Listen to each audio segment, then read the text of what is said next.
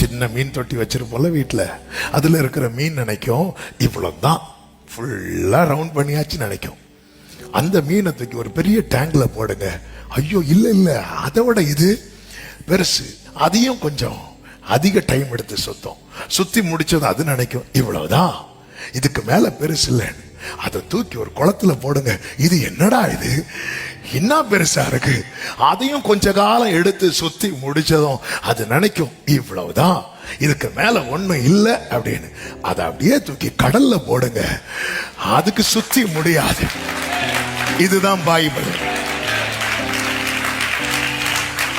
இதுதான் பைபிள்.